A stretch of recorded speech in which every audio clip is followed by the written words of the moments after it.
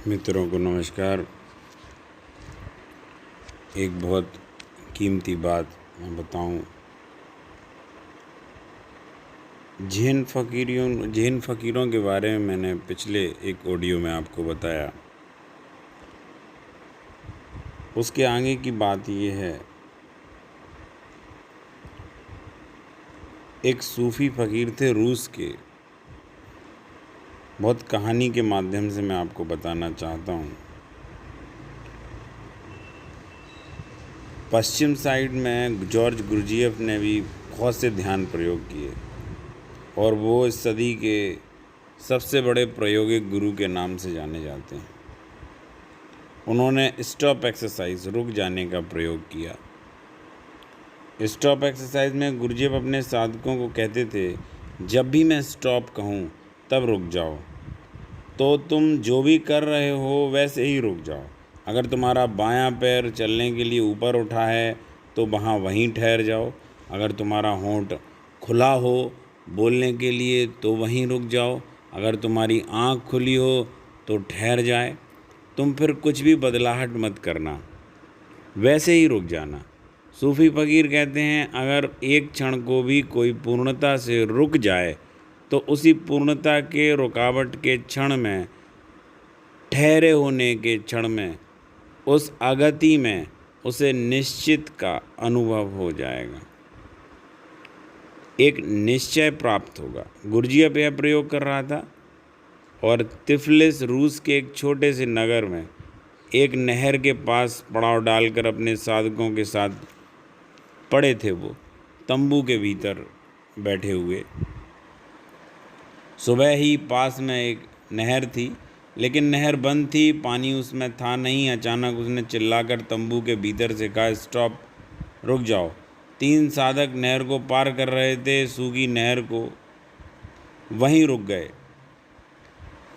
जो साधक ऊपर थे वे ऊपर रुक गए और जो ठहरे हुए थे वे अचानक से नहर के किसी जगह पर ऊपर रुक गए और नीचे रुक गए, दोनों जगह रुक गए वो।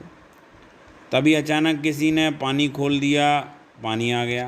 पानी को देखकर एक साधक ने सोचा, गुरजिएफ तो भीतर हैं तंबू के, उन्हें क्या पता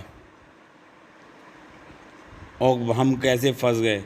अगर मैं रुका तो जान को खतरा है। लेकिन फिर भी वह जब तक गले तक पानी नहीं आया तब तक वह रुका रहा। गले के ऊपर पानी आने लगा, वो छलांग मार के बाहर गए। दूसरे साधक ने सोचा, थोड़ी देर रुकूं, शायद गुरजिएफ आज्ञा दे दें। लेकिन जब नाक भी पानी में डूबने लगी तो उसने सोचा, अब पागलपन है रुकना, अब वहाँ ध्यान सीखने आए, कोई जान गंवाने नहीं भैया। तो वह पागल भीतर बैठा हुआ है, शायद पता भी नहीं हम नहर में फंस गए हैं। वो भी छलांग लगा करके बाहर निकल गए। अब तीसरे साधक, 3 थे, तीसरे साधक ने सोचा कि जब तय ही कर लिया तो अब कोई बदलाहट नहीं, तो उसके सिर से पानी बहने लगा। गुरजिएफ भागा हुआ तंबू के बाहर आया, छलांग लगाकर नहर में कूदा। उस तीसरे साधक को बेहोश बाहर निकाला गया। बेहोश बाहर से शरीर पानी में भर गया, शरीर से पानी निकाला गया। जैसे ही उसका शरीर होश में आया, उस व्यक्ति ने गुरजिएफ के चरणों में सिर रख दिया और उसने कहा कि अब मुझे सीखने को कुछ नहीं बचा, मैंने जान लिया। गुरजिएफ ने कहा, अब शेष को भी कह दो कि तुमने क्या जाना। तब उसने ये बात बोली। उसने कहा कि जिस क्षण में जान को भी खोने के लिए तैयार हो गया, उसी क्षण मैंने जाना कि मन भी खो गया। जब तक मेरे मन में जरा सी भी द्वंद्व था कि मैं निकल जाऊं या रुकूं, तब तक मन मेरे भीतर था, तब तक भीतर कोई चीज़ चल रही थी, गति थी, विचार थे, हलन चलन था। लेकिन जैसे ही मैंने तय किया कि ठीक है, जान बचे या जाए लेकिन हटना नहीं है, वैसे ही सारे विचार खो गए। पानी तो मेरे भीतर भर गया, लेकिन मैं पहली दफ़ा भीतर विचारों से खाली हो गया। बाहर तो मेरे प्राण संकट में पड़ गए, लेकिन पहली दफ़ा मैंने भीतर उसके दर्शन कर लिए जिस पर कभी कोई संकट नहीं पड़ सकता। मैं मर भी जाता तो अब कोई हर्ज नहीं था, क्योंकि मैंने उसकी झलक पाली जो कभी नहीं मरता। निश्चय का अर्थ होता है ऐसी अवस्था जहाँ मन का कोई कंपन प्रवेश ना कर सके। लोग समर्पण की बात करते हैं। समर्पण एक बहुत अलग चीज़ है, क्योंकि मन का विचित्रता ये है कि मन बहुमत से चलता है। शाम को 90% से निर्णय लिया था, लेकिन उसे पता नहीं था कि 6 घंटे सोने के बाद आदमी आलस्य की ताकतें उसकी बढ़ जाएंगी। नींद के क्षण में मन का हिस्सा बजनी हो जाता है। जो रात को कमज़ोर था वो फिर अल्पमत में आ जाता है, परसेंटेज में आ जाता है।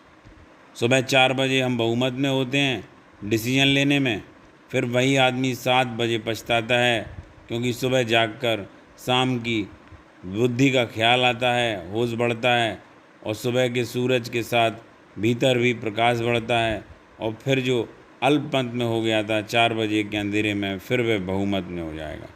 यानी कि परसेंटेज पछतावा शुरू हो गया। आदमी शाम के फिर तय करेगा, रात में फिर डिसीजन को बदलेगा, सुबह फिर पछताएगा। पूरी ज़िंदगी आदमी की ऐसी है। मन कोई भी निर्णय पूरा नहीं ले पाता। पूर्ण निश्चय हमने कभी भी नहीं किया। छोटे मोटे निश्चय भी हमने पूर्ण नहीं किए। अगर हम 5 मिनट के लिए भी तय करें कि मैं आँख को नहीं झपकूँगा, तो भी आपको परमात्मा की झलक मिल जाए, लेकिन 5 मिनट में आँख 25 बार झपकेगी। अगर आप तय करें कि मैं 5 मिनट बिना हिले खड़ा रहूँगा, तो भी परमात्मा की झलक मिल जाए, लेकिन 5 मिनट में 25 बार आप हिल जाएंगे। जिस मन से आप तय कर रहे हैं उस मन का स्वभाव कंपन है। तो पूर्ण निश्चय तभी होता है जब कोई व्यक्ति मन के पार उठ जाए। समस्त ध्यान प्रक्रियाओं का मन के पार उठने का ही प्रयोग है। मन का अर्थ है विचलित चेतना। इसी से मुक्ति